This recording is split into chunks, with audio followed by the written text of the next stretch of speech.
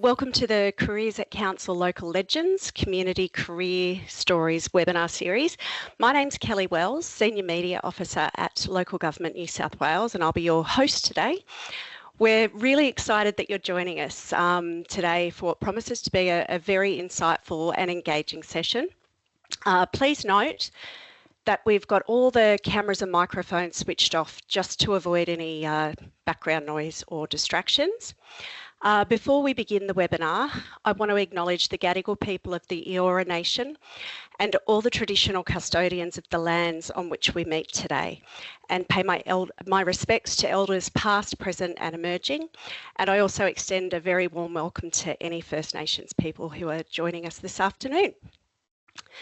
Our third webinar of this series, it's an insight into a comprehensive apprenticeship and trainee program called Launch, which has grown into a really robust initiative supporting skill development and career progression within the community.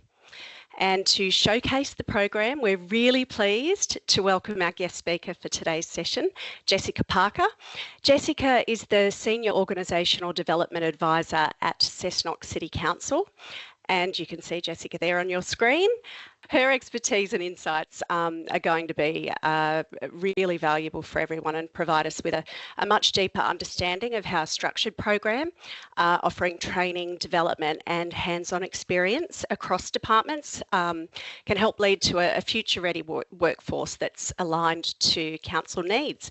So we'll crack on with the webinar. Before we actually dive into the discussion today and the chat with Jessica, I just want to give you a brief rundown on Careers at Council. Throughout the webinar, we really do encourage you to actively participate by asking questions and sharing your thoughts, and you'll be able to submit your questions using the Q&A feature, and we will get to those at the designated Q&A section towards the end of the webinar. Careers at Council, it's an initiative of the State and Territory Local Governments Associations, and it was created by councils for councils, and it's been established by the industry to inform, attract and retain local government's future workforce. So it's definitely much more than simply a jobs board. Accessing Careers at Council is really easy. You can check it out via our Local Government New South Wales website, portable touchscreen device and smartphones. Careers at Council also has a dedicated LinkedIn and Facebook page, so they're very much on socials, as well as an active YouTube channel for sharing videos of the various job roles that are available in the sector. It is really handy to know that all the webinars that are part of the Council webinar series, they're all being recorded, as I mentioned earlier, and they're available for councils and job seekers to have a look at on our dedicated webinar page and our YouTube channel, and you can also read the transcripts there as well. All of our member councils are provided with the opportunity to shine a light on their exceptional work and their achievements through the Council Spotlight section, which you can see there. This section, it covers a range of topics, including innovative projects and success stories that highlight the positive impact that councils are having on their communities. The Council Spotlight, it also aims to inspire and inform current and prospective employees, as well as community members, about the fantastic work and the valuable contributions that are made by dedicated teams. This is really exciting. We're really excited about the growth of our job alerts registrations. We've now got 9,487 at last count, with growth from January to June of 13.9%. And over the last 12 months, we've actually seen growth of 27.2%, which is just fantastic. We're growing every day, and our member councils have now got access to a talent pool of more than 10,000 candidates. So that's really encouraging.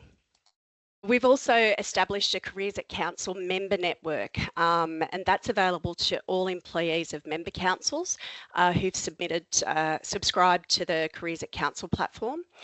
We currently have 52 members, so if you want to join the network and get on board, please just send an email to careers@lgnsw.org.au.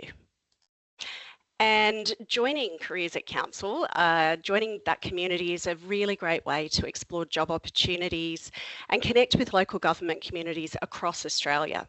So you'll be able to sign up for job alerts, attend our webinar series and view our vodcasts. Gosh, vodcasts. Read council spotlights, join the Careers at Council member network, and you can also connect with us on social media and become part of this fantastic community. Now, I think it's time to get Jessica and her experiences ready for you. Bear with me. Okay. Thank you, Jessica, for joining us today.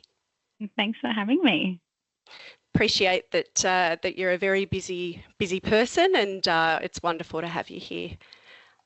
So can you just first of all tell us a bit about your role at Cessnock City Council and your career journey and how you've started and how you've ended up where you are now? Yeah, sure. So I started at Cessnock City Council in 2021, and my first role here was an advisor for organisational development and learning and development. A little over 12 months ago, I became the senior advisor. So part of that, the role here is that I look after all of the learning and development and training needs for the organisation, but also managing the leadership program, succession planning frameworks, our study assistants, and of course, managing the apprentice and trainee program. Before working in local government, I did work in mining for a little bit over 7 years. Wow. And I predominantly worked in safety and training and working alongside people and culture to produce a lot of initiatives and implement programs. I completed a Bachelor of Human Resource Management, absolutely loved it, and decided to continue my study last year and do a grad cert in organisational development and leadership. So working at council, I get to use a lot of the skills that I've developed over mining and the early stages of my career here at Cessnock, so it's great. That's fantastic. It's quite a trajectory that you've had. Yeah, definitely. So what inspired the creation of the Launch Apprenticeship and Traineeship Project, and how did you become involved with that? Yep. So when I first started here, there was already a framework, an existing framework, and so there was some good bones. It just really needed to be made into a more holistic program, which we have done now. And we've done that over time. In 2023, we decided to give it its own name, give it some branding, and really round it out. So now we offer a 3-day onboarding process. So we've got all of the apprentice, trainee and undergrad positions starting at the same date so that they can all attend an onboarding week together. The first 3 days are filled with training, workshops and information sessions. So they'll go through not only safety inductions and our overall organisational induction, but they'll hear from past participants as well as go through cultural awareness training, first aid and CPR. We also have a meet and greet with the managers, morning tea, and they have a pizza lunch with the supervisors. So not only can they, hit the ground running with feeling empowered with knowledge, but they get to network and make some friendships and connect with the cohort. So that was one of the things we incorporated to the program. Over time, we also saw the need to develop our supervisors and give them the skill set they need to be able to manage and coach and mentor the apprentices and trainees. So that was another thing that we incorporated into the program. We also make sure that we give them the skills they need when the program's finished. So that includes interviewing skills and job application skills. So, yeah. That's great. So it's quite a holistic approach that you've been taking there. Yeah. Yeah, we want to take them on a journey, and we want to give them skills throughout that journey. And we want them to, if they do leave our organisation, we want them to feel like they've built a real skill set for future jobs. That's excellent. With the program design and the implementation, how is the launch program structured to support the job seekers, young job seekers, and career changes as well? Yeah, so I've touched on a little bit just before, but we really like to have that onboarding process set up so that people, if they are transitioning from school into the workplace, which can be quite scary and quite different, they feel supported and they're given a lot of knowledge. When someone's changing careers, maybe they've gone from the private sector to public, we're making sure that they're given, the knowledge that they need as well. But focusing on developing our supervisors to help with the transitions is really important. We also work really closely with local schools and local service providers to make sure that we are meeting the challenges and barriers that might be out there for young job seekers and people transitioning to different work. That's excellent.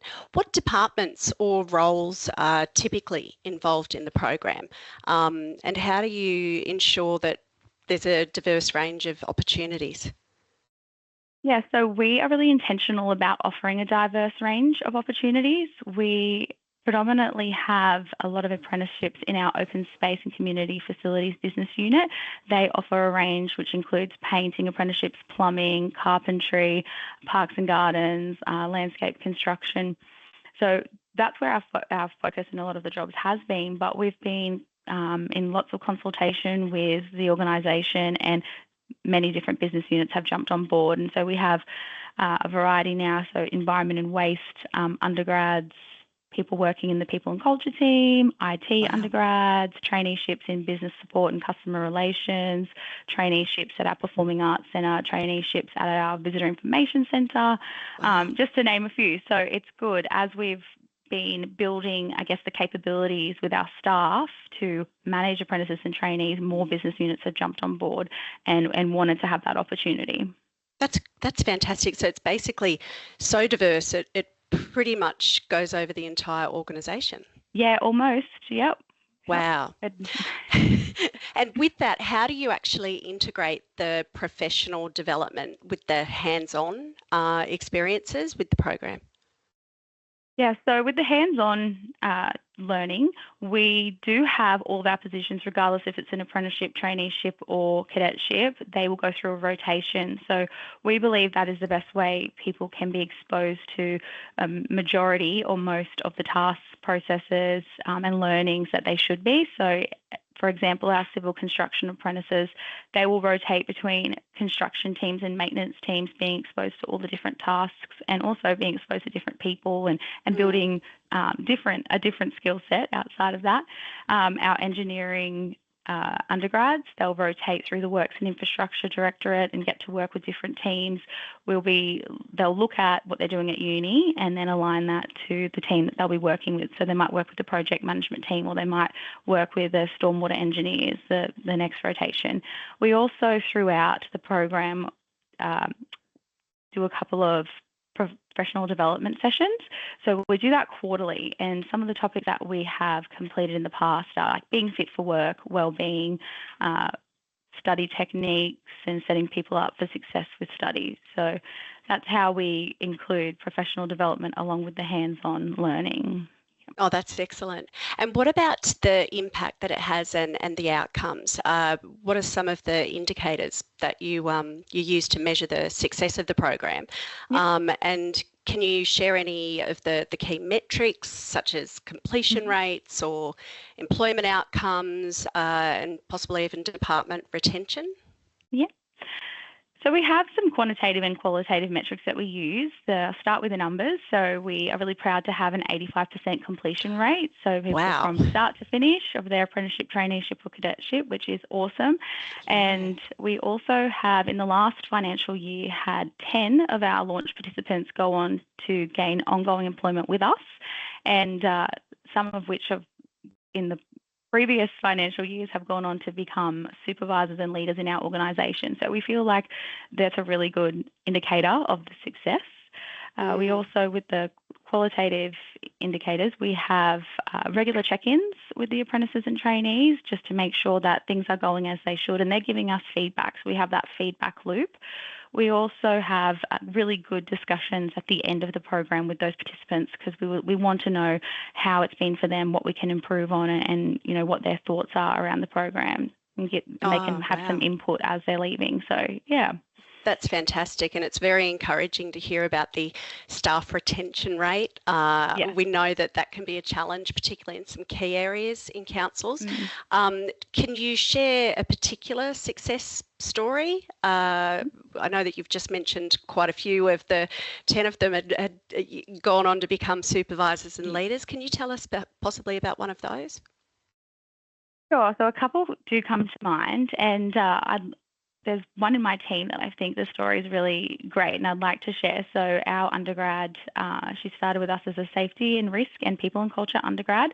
She was a superstar, did amazing things, and was also very well supported throughout the program, and has just finished leading a project where she was the head of this project and got to implement our new safety system for our whole organisation. So it was fantastic.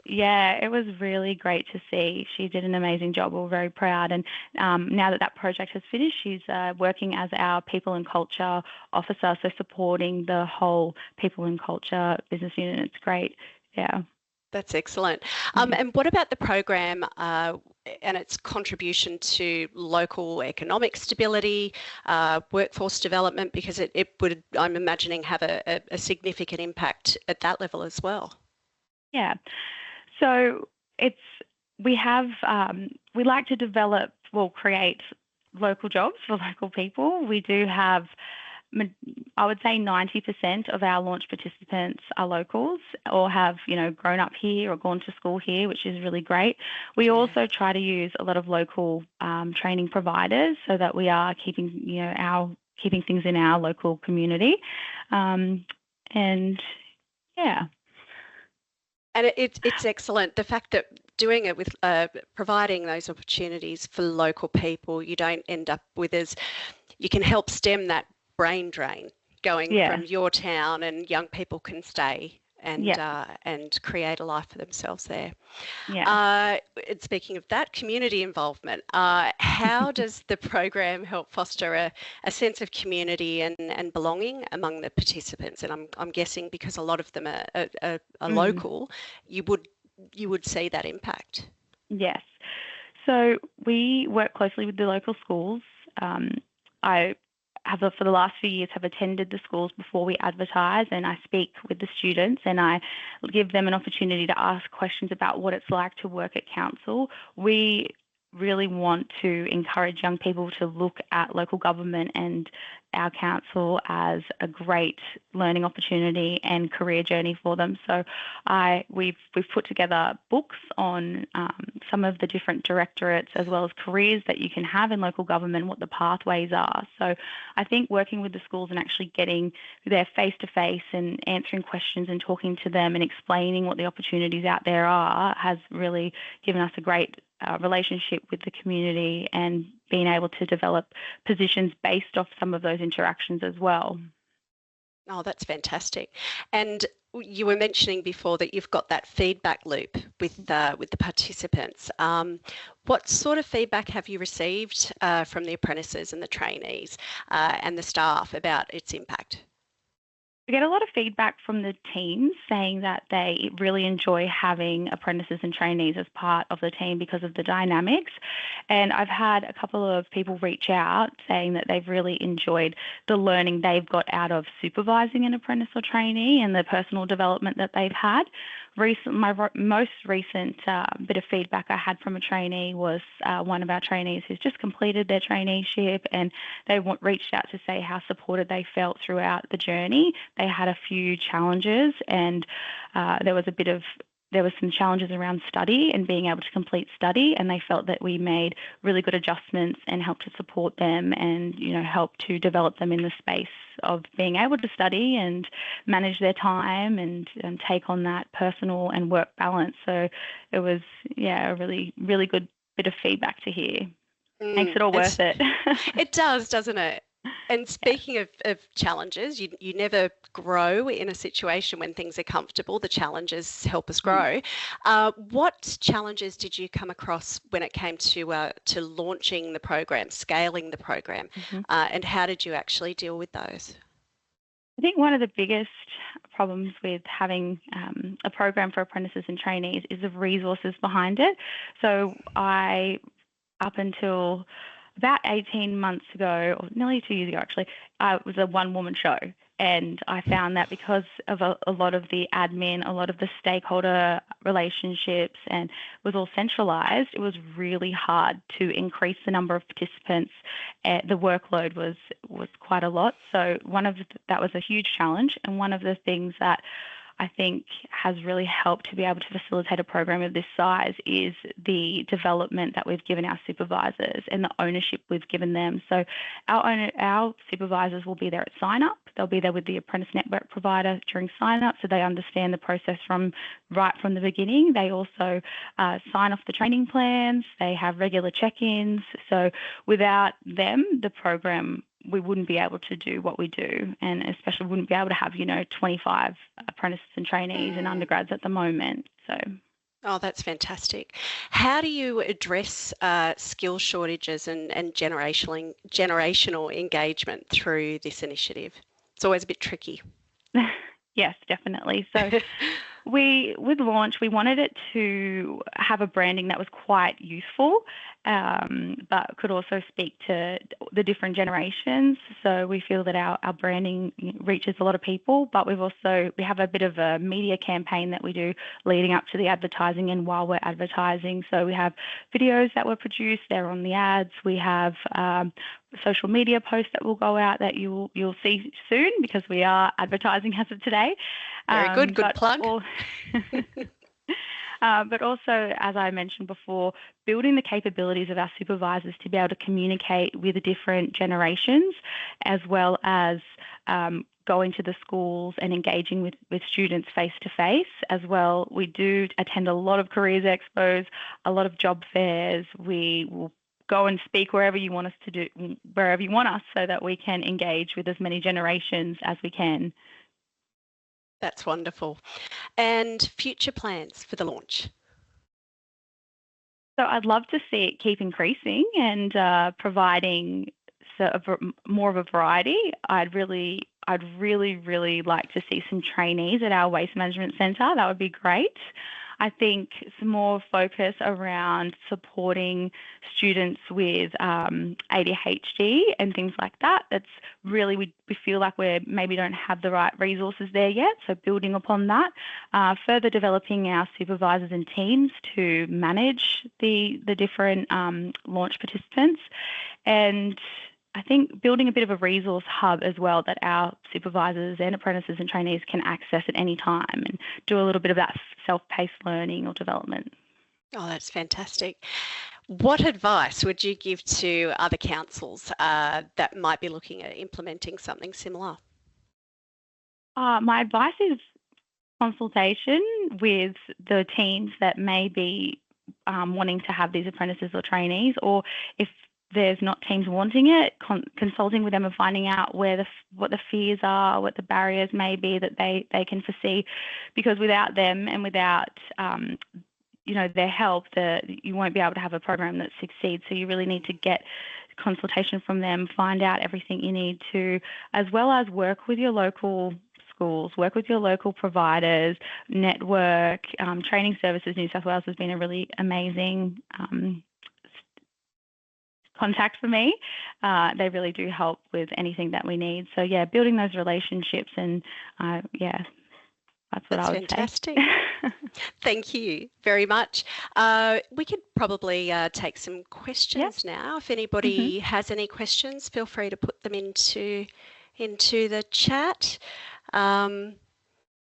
I think it's definitely, Jessica, the kind of program that a lot of councils would be interested in. I know that there has been, I think post-COVID, there was a lot of staff turnover, and particularly in the rural and regional areas, and they may benefit greatly from a program like this. Yeah. It's really, I'm so proud to see where it is at the moment, and I'm really excited to see, where it can go. Oh, that's wonderful. We don't appear to have any questions. We may end up getting some. If you do think a bit of a question later on, don't hesitate to email that. Oh, here we go. I do have a couple of questions. People getting in at the last minute. With the quality of the training, this is from Devika. How do you validate the quality of the training? I know that you were talking about some of the quantitative and qualitative assessment that you do. Yeah. How do you go about that? We do ask for feedback all the time, so it's important for us to get feedback with whatever we're doing, and we will use that to either alter things that we're doing, but also when we can see changes in the organisation. So I feel like if I'm getting less phone calls or less inquiries from apprentices, I'm hoping that means that the training for the supervisors is working and they are, supporting them the way that they should. But yeah, really just getting feedback is how we validate our training, and seeing changes in the organisation. Some things are not quite tangible, but we do see a fair bit of change in the culture, and we hope that that's because the training initiatives that we're doing are adding value. Oh, that's wonderful. We also have another question, and it is fairly related there when you were talking about the staff to support the trainees. Rania has asked, how many staff members in your team are needed to manage the 25 trainees and apprentices? It's a good question. Yes, great question. So there's 2 of us that do that. Like I said, we do rely on the teams and the supervisors to play a great part in that as well.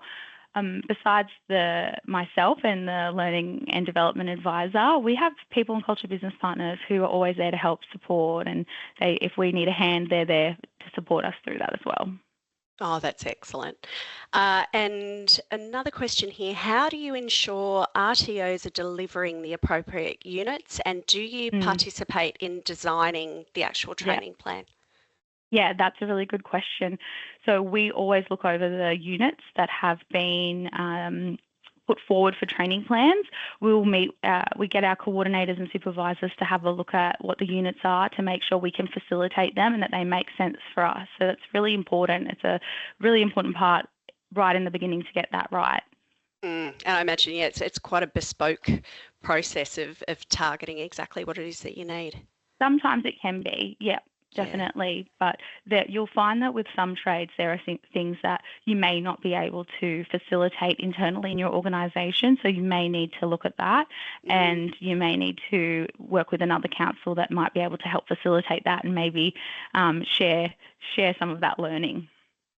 And that is a great idea to actually, sometimes sharing those resources is a really good way to get a really great outcome for both. Yes, for sure. Yeah. I have another question. How do you ensure that supervisors are actually delivering the skills? This is a tricky question. Actually delivering the skills and not just ticking a box to say that they've done it. I think we have a lot of trust in our staff, and I think that's part of our culture here is trusting, being open and honest. And I think it would be when we have the check-ins with the apprentices and trainees and undergrads, there's no supervisor in the room.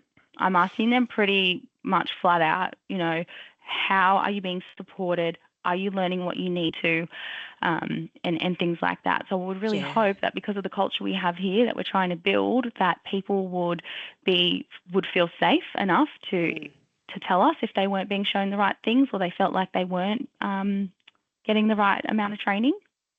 Yeah, that's excellent, because there is that need to have a supportive culture where you do feel safe to have those candid and courageous conversations, particularly I think with younger people in that environment. So it's great to hear that that's a measure that you've got in place.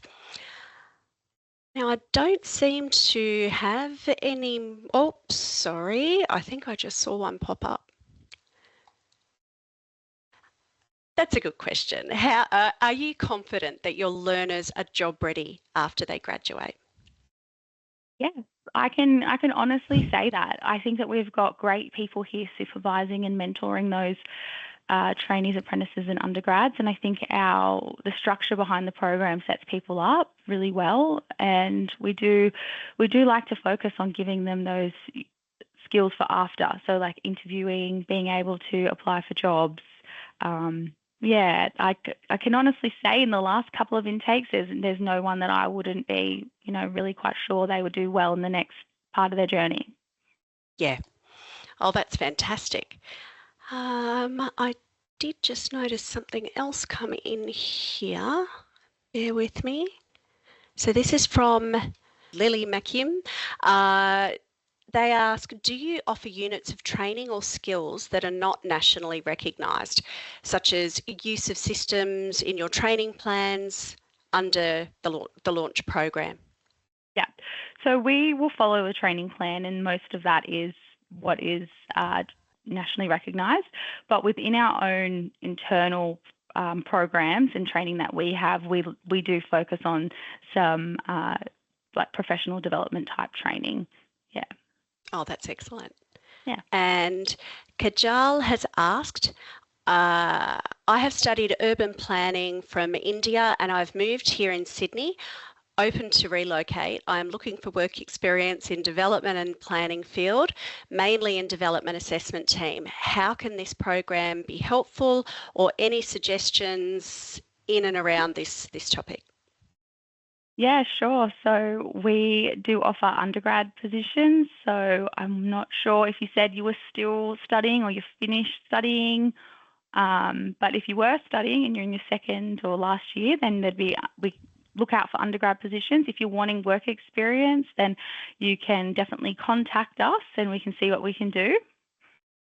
That is excellent. And obviously we've got the email address that I provided earlier, the Careers at Council, and they'll be able to contact you as well. And to everybody, keep an eye out for those social posts and the advertising blitz that Cessnock will be doing. I don't believe there are any more questions at the moment. No, but thank you all for your questions. They were fantastic. Oh no, that wasn't a question. I think that's all we've got time for at the moment. Jessica, thank you so much for volunteering your time to share your insights and experiences. I know that we all gained a lot of value out of that. The Launch Apprentice and Trainee Program, it's a wonderful initiative, and yeah, it's been really valuable learning more about what your council's doing in this area. It's a really innovative program, so I think it's great to know that people are out there kicking goals like that. And I also want to thank all of you who joined us online for today's webinar. I'm sure you'll be taking back some great information for your teams. And don't forget to check out the Careers at Council social media pages, like and follow to stay updated. And if you want to refer back to this webinar later, of course, it's being recorded and it will be posted and available for you to have a look at, as well as the transcript. Thank you, everybody. And thank you, Jessica. It's been a pleasure having you. No worries. Thank you for having me. No problem at all. And thank you, everyone. Enjoy the rest of your afternoon.